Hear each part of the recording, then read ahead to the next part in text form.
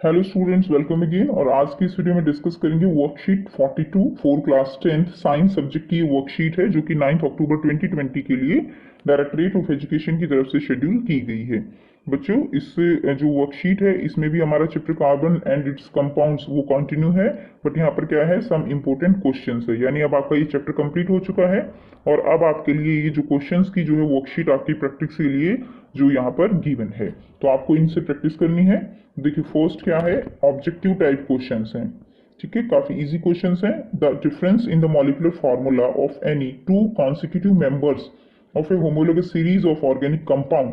तो बेटा, जो मॉलिक्यूलर फार्मूला है any two consecutive member homologous series में, वो किससे डिफर करता है? आप बताइए। CH2, CH3, CH4 और CH, ये चार ऑप्शन आपको गिवन है, तो आंसर क्या होगा? बिल्कुल ठीक, CH2 से जो है वो डिफर करता है। नेक्स्ट देखिए, how many covalent bonds are there in molecule of ethane. Ethane जो है उसमें कोवेलेंट बॉन्ड कितने होते हैं? तो आपको इथेन में कोवेलेंट बॉन्ड अगर काउंट करने हैं तो आप पहले इथेन का जो है फॉर्मूला बना लीजिए। देखिए, आप ऐसे कर सकते हैं। इथेन है हमारे पास, इथेन में फॉर्मूला क्या है? C2H6। तो कार्बन कार्बन के बीच में आबंध होगा, तीन हाइड्रोजन बच्चे इसके साथ लग गई हैं, और इसके साथ भी कितनी हाइड्रोजन होंगी? तीन हाइड्रोजन। ठीक है, तो तीन और तीन छः, तो आबंध ये हो गई और एक हो गया कार्बन कार्बन के बीच में। ओके, तो ये टोटल जो है आबंध हो गए कितने? 7। तो ये ऐसे आप निकाल सकते हो, तो इसका आंसर क्या हो जाएगा? C। नेक्स्ट देखिए, the formula of second member of the series of carbon compound who general formula CnH2n। तो CnH2n क्या है? ये आपके पास एल्कीन है, और मैंने आपको बताया था कि एल्कीन और एल्काइन का जो पहला सदस्य होता है वो n की वैल्यू 2 से शुरू होता है। ठीक है, यानी कार्बन कार्बन के बीच में द्विआबंध होगा या कार्बन कार्बन के बीच में त्रिआबंध होगा, तो यानी दो कार्बन तो मिनिमम चाहिए ही चाहिए एल्कीन और एल्काइन के पहला सदस्य निकालने के लिए। इसलिए n की वैल्यू क्या रहेगी? 2।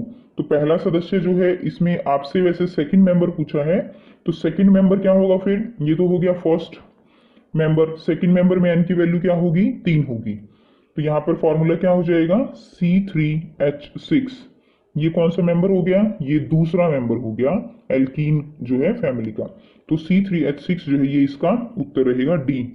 ठीक है, एल्कीन में जो होता है ना, एल्कीन में CnH2n+2, इसका जो पहला मेंबर होता है वो मीथेन है। वो क्या है? वो मीथेन है। तो इसमें n की वैल्यू 1 होती है, दूसरा मेंबर निकालने के लिए n की वैल्यू 2, तीसरा निकालने के लिए n की वैल्यू 3 होगी।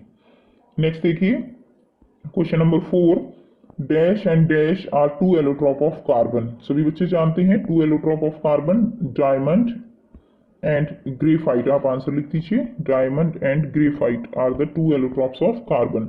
बच्चे आप साथ साथ जो है इनके आंसर्स लिखते रहिए। The essential constituents of organic compound. तो असेंशियल कॉन्स्टिट्यूएंट्स ऑर्गेनिक कंपाउंड्स जो हैं वो क्या हैं? सभी बच्चे जानते हैं, दीज आर हाइड्रोजन। ओके, लिख लीजिए हाइड्रोजन, और दूसरा क्या है? Carbon. These are the essential constituents of organic compounds, carbon and hydrogen. ये इसका आंसर रहेगा। नेक्स्ट क्वेश्चन है आपका question number 6, which element exhibit the property of catenation to the maximum and why. तो which element? Carbon element. Okay, which की जगह आप carbon लिख दीजिए, carbon element exhibit the property of catenation to the maximum. उसके बाद क्या लिखना है आपने? वाई बताना है। तो ये भी काफी इजी है, आपको पता है बेटा इसका टेट्रावेलेंट नेचर होता है, जिसके कारण ये कोवेलेंट बॉन्ड फॉर्म करता है। सो आप लिखेंगे, in carbon has the tetravalent nature so that it can form covalent bond. It can form single covalent bond, double covalent bond, triple covalent bond with itself, and it show the property of catenation to the maximum.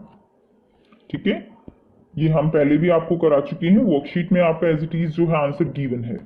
Next question देखिए, question number 7, diamonds can be synthesised by subjecting pure carbon to. तो जो है diamond जो synthesise किया जाता है pure carbon से, उसके लिए क्या क्या कंडीशंस होती हैं?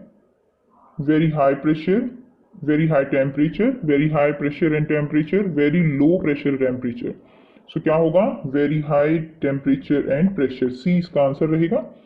Next, butane is a dash compound. ठीक है, ब्यूटेन है ब्यूटेन कैसा है? Saturated unsaturated compound of hydrogen and carbon having dash number of carbon atom. तो ब्यूट की बात कर रहे हैं तो कार्बन एटम कितने हो जाएंगे? 4 कार्बन एटम।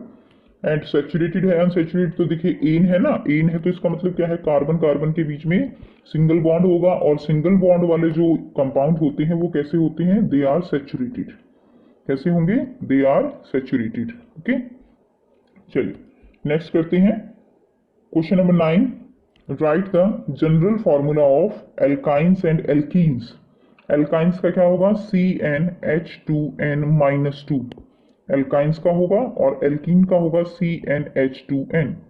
ठीक है, ये दोनों आप लिखेंगे। ये किसके लिए है? एल्काइंस के लिए है, और ये किसके लिए है? ये एल्कीन्स के लिए है। और एल्कीन के लिए क्या होगा? CnH2n+2 हो जाएगा। नेक्स्ट देखिए, draw the structure of benzene. Benzene का स्ट्रक्चर आपको ड्रॉ करना है, तो आइए देखते हैं इसको कैसे करेंगे। बेंजीन का हमें स्ट्रक्चर ड्रॉ करना है, तो सबसे पहले हम लिखेंगे बेंजीन का फॉर्मूला। बेंजीन का फॉर्मूला होता है C6H6। इसको हम इस तरह से जो है यहाँ पे दिखाएंगे। अल्टरनेट पोजीशन पे इसके डबल बॉन्ड होता है। कार्बन की अगर संरचना बनाते हो तो जो है कार्बन, इसमें क्या होगा? 6 कार्बन होंगे, और सारे कार्बन जो है इस तरह से आपस में जुड़े हुए होंगे, और अल्टरनेट पोजीशन पे इसमें द्विआबंध होता है। अब एक एक जो संयोजकता बच गई है उसको पूरा करने के लिए क्या लग जाएगा? हाइड्रोजन। हर एक कार्बन के साथ एक हाइड्रोजन यहाँ पे लग जाएगा। ठीक है, ये क्या बन गया? ये बेंजीन जो है उसका स्ट्रक्चर है। नेक्स्ट क्वेश्चन करते हैं। नेक्स्ट क्वेश्चन है short answer type questions, B part. First क्या है? What are hydrocarbons, give examples. तो देखिए हाइड्रोकार्बन्स क्या होते हैं? The compounds which are made of hydrogen and carbon, they are known as hydrocarbons. तो जो भी एल्केन्स है, एल्कीन है, एल्काइंस है, वो सभी क्या है? They are hydrocarbons. सो आइए देखते बेटा इसका आंसर कैसे लिखेंगे। ये फर्स्ट क्वेश्चन का आंसर रहेगा। The compounds made of hydrogen and carbon are known as hydrocarbons. For example methane, ethane, तो आप जो है फॉर्मूला भी लिख सकते हैं। मीथेन, इथेन का लिख देंगे C2H6। तो ये एग्जाम्पल, और भी एग्जाम्पल आप जो है दे सकते हैं। ठीक है, नेक्स्ट क्वेश्चन देखते हैं। How does carbon attain noble gas configuration. तो कार्बन जो है वो नोबल गैस कॉन्फिग्रेशन जो है कैसे अटेन करता है, इसका कैसे लिखेंगे? ये आंसर रहेगा carbon attain noble gas configuration due to formation of covalent bond. सभी बच्चे जानते हैं कोवलेंट बॉन्ड फॉर्म करता है। It form covalent bond with itself and other elements like hydrogen, oxygen, nitrogen to complete its valency. So by the help of covalent bond, by the formation, due to the formation of covalent bond, it can attain the noble gas configuration. Next question. Question number 3. Why are covalent compounds generally poor conductor of electricity? So why the covalent compounds are poor conductor of electricity? Because they have no free electron, and so without the availability of free electron they cannot conduct electricity. ठीक है, इसका answer देखते हैं बेटा कैसे लिखेंगे। Question number 4 और discuss कर लेते हैं। Why homologous series of carbon compounds are called so. तो जो होमोलोगस सीरीज है उसका नाम होमोलोगस सीरीज क्यों दिया गया है? And right chemical formula of the 2 consecutive member of A homologous series and state the part of these compounds that determine their physical properties और केमिकल प्रॉपर्टीज। तो आपको 2 मेंबर के नाम लिखने हैं, ये बताना है कि कौन सा पार्ट फिजिकल प्रॉपर्टीज के लिए जो है रिस्पॉन्सिबल है, और कौन सा पार्ट जो कंपाउंड है उसका वो केमिकल प्रॉपर्टीज के लिए रिस्पॉन्सिबल है। तो आइए बेटा देखते हैं इसका आंसर कैसे लिखेंगे। थर्ड का आंसर देखिए, covalent compounds generally poor conductor of electricity because covalent compounds have no free electrons and so the electricity can not conduct. Question number 4. A series of carbon compounds are called homologous. ठीक है, because in whole series one functional group, okay, केवल एक ही functional group जो वो क्या करता है, it replace hydrogen, so its name is homologous series. homo का means क्या होता है? same. ठीक है, तो इसमें functional group same होता है, so the name is homologous series. For example, methanol and ethanol. ठीक है, मिथेनॉल का फॉर्मूला क्या होगा? CH3OH। इथेनॉल का क्या होगा? C2H5OH। ठीक है, अब देखिए इसमें जो फिजिकल प्रॉपर्टीज है वो कौन डिटरमाइन करेगा? जो ये कार्बन की चेन है पूरी, ये जो है क्या डिटरमाइन करती है? ठीक है, कार्बन चेन के ऊपर डिपेंड करता है फिजिकल प्रॉपर्टीज, और जो इसमें फंक्शनल ग्रुप है वो डिटरमाइन करेगा इसकी केमिकल प्रॉपर्टीज। सो लिखेंगे physical properties, it can be determined by the length of the carbon chain, and chemical properties it can be determined by the functional group. Next question आपका है three characteristics of the compounds, homologous compounds. ठीक है, three characteristics आपको बतानी है homologous जो compounds हैं उनके बारे में। फर्स्ट क्या होगी, each successive compounds of the homologous series is differ by CH2 group. ठीक है, नेक्स्ट क्या है, each successive compounds differ by 14U atomic mass, and third one is all the members of a homologous series have same chemical properties. Functional group same होता है तो chemical properties भी same होती हैं। नेक्स्ट क्वेश्चन देखिए, सो ये question हो गया है why carbon, right three characteristics of the compounds of homologous series. Next question number 6 क्या है, why carbon is unique in nature. फिर से यही क्वेश्चन रिपीट है, यूनिक क्यों है नेचर में, due to its catenation and tetravalent nature. Catenation property and tetravalent nature, it is unique in nature, it is versatile in nature. तो ये बच्चे देखते हैं इसका आंसर कैसे लिखेंगे। Carbon is unique in nature due to its two properties, catenation and tetravalency. Due to catenation property, it can form covalent bond with itself and hydrogen and also other elements. Due to catenation property, it can link with itself and form a large number of compounds, and due to its tetravalent nature, it can form covalent bond with another elements like hydrogen, oxygen, nitrogen etcetera, so it is unique in nature. तो ये आप answer लिखेंगे। Next question, question number 7, C3H6 आपके पास given, C4H8 और C5H10 belong to the same homologous series. तो ये जो है सेम होमोलोगस सीरीज से बिलोंग करते हैं। होमोलोगस सीरीज का नाम क्या है, इसमें एल्कीन हो जाएगा। ठीक है ना, फॉर्मूला CnH2n, इससे बिलोंग करते हैं ये तीनों compounds. Arrange the hydrocarbons in order of increasing boiling point. तो इंक्रीजिंग बॉइलिंग पॉइंट जो है इसमें लिखना है, तो सबसे कम बॉइलिंग पॉइंट किसका होगा, जिसमें कार्बन चेन जो है वो छोटी है। तो इसमें क्या होगा, सबसे कम किसका होगा, C3H6, उसके बाद होगा C4H8 और सबसे ज्यादा किसका होगा, C5H10। ठीक है, ये सीरीज आप यहाँ पे लिख देंगे।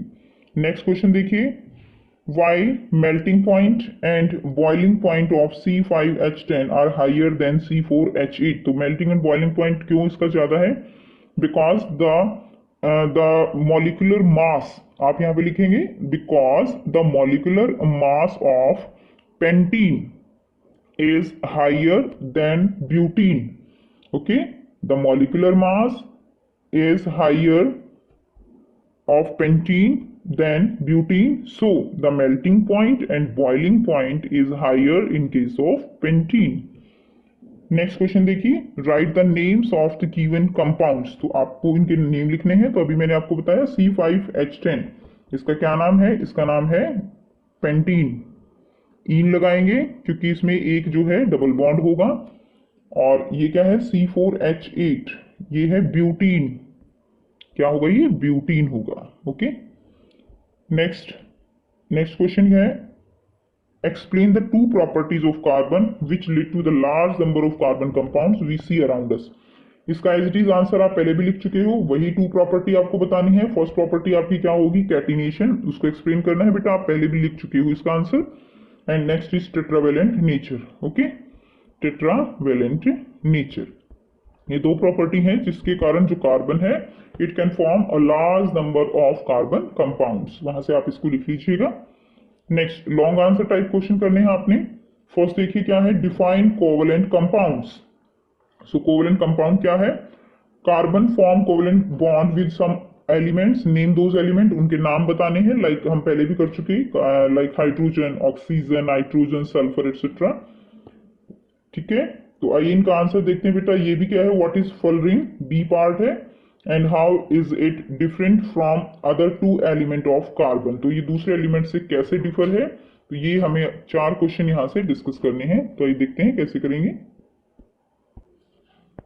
कोवलेंट बॉन्ड क्या होता है, कोवलेंट बॉन्ड ये एक ए पार्ट है। ठीक है, covalent bond is that in which the electrons are shared between the two atoms, and carbon can form covalent bond with hydrogen, nitrogen, oxygen, sulfur, etc. Next B part क्या है, what is fullerene? Fullerene is another form of allotrope of carbon having C60 formula. It has shape like a football and the design is just like a geodesic dome, and geodesic dome which is designed by American architect Buckminster Fuller, so its name as fullerene. Now इसका second part है difference between diamond, graphite and fullerene. ठीक है, तो आप बेटा इसको difference में आप एक टेबल बना के ऐसे भी लिख सकते हो, डायमंड की प्रॉपर्टी क्या है, ग्रेफाइट की एंड देन फुलरीन की। तो मैंने इसको इस तरह से लिख दिया है, तो आप जैसे चाहो वैसे आप लिख सकते हो। देखिए फर्स्ट क्या है, diamond is a joint lattice having tetrahedral structure and graphite having layers of carbon atom. Graphite के अंदर क्या होती हैं, लेयर्स होती हैं। ये आपने जो है स्ट्रक्चर किया था इसका ग्रेफाइट का, इस तरह से लेयर्स इसके अंदर जो है बनती हैं। और डायमंड में क्या है, डायमंड में इस तरह से जो है लैटिस बनता है। ठीक है, 4 कार्बन से जुड़े हुए रहते हैं। नेक्स्ट देखिए, graphite having layers of carbon atoms in a hexagonal shape and fullerene क्या है, fullerene is a ball shaped molecule. Next difference आप लिखेंगे, diamond and graphite having melting point, having high melting point. ठीक है, but fullerene have low melting point. Next देखिए, diamond is very hard in nature, graphite is soft and slippery and fullerene is also not much hard. तो diamond जो है इनमें सबसे ज्यादा hard होता है। नेक्स्ट जो डिफरेंस होगा, diamond and fullerene can not conduct electricity but graphite is a good conductor of electricity. Diamond और फुलरीन ये इलेक्ट्रिसिटी कंडक्ट नहीं करते, बट जो ग्रेफाइट है वो इलेक्ट्रिसिटी कंडक्ट कर सकता है। नेक्स्ट देखिए नंबर 5 होगा ये, diamond is use to cut hard object. Diamond जो है हम यूज करते हैं to cut hard object. Graphite is use in pencils and lubricants and fullerene use to deliver medicinal drug into the body due to its hollow shape. तो इसकी होलो shape होती है जिससे बॉडी में जो ड्रग्स वगैरह जो डिलीवर करनी होती हैं उनके लिए इसका जो है मेडिकल फील्ड में इसका यूज किया जाता है। नेक्स्ट क्वेश्चन देखिए बेटा, नेक्स्ट क्वेश्चन है, draw electron dot structure for H2S, F2, H2O, CH4, CO2। तो बेटा इसमें H2O, CH4 और CO2 ये हम ऑलरेडी पहले कर चुके हैं। आपको बिल्कुल लर्न भी होगा कि इनके इलेक्ट्रॉन डॉट स्ट्रक्चर कैसे बनाने हैं। जो हम यहाँ पे डिस्कस करेंगे H2S और F2 को डिस्कस करेंगे। ठीक है, ये ऑलरेडी आपको जो है आते हैं, आपने पहले की जो वर्कशीट है उनमें ये किए हुए हैं। तो ये देखते हैं H2S और F2 का इलेक्ट्रॉन डॉट स्ट्रक्चर हम कैसे बनाएंगे। सो हम यहाँ पर पहले H2S का ड्रॉ करेंगे, H2S। ठीक है, अब देखिए H2S में सल्फर का एटॉमिक नंबर कितना होता है, 16। तो इसके लिए जो इलेक्ट्रॉनिक कॉन्फ़िगरेशन होगी वह क्या होगी, 286। तो लास्ट में इसके इलेक्ट्रॉन कितने हैं, लास्ट शेल में 6। तो इसको कंप्लीट ऑक्टेट पूरा करने के लिए कितने चाहिए, 2। यानी ये 2 जो है क्या बनाएगा, कोवलेंट बॉन्ड फॉर्म करेगा किसी जो है किसके साथ, हाइड्रोजन के साथ। यहाँ पे देखिए सल्फर जो है, सल्फर इसके पास अपने कितने हैं, 6 हैं। 1 2 3 4 5 6।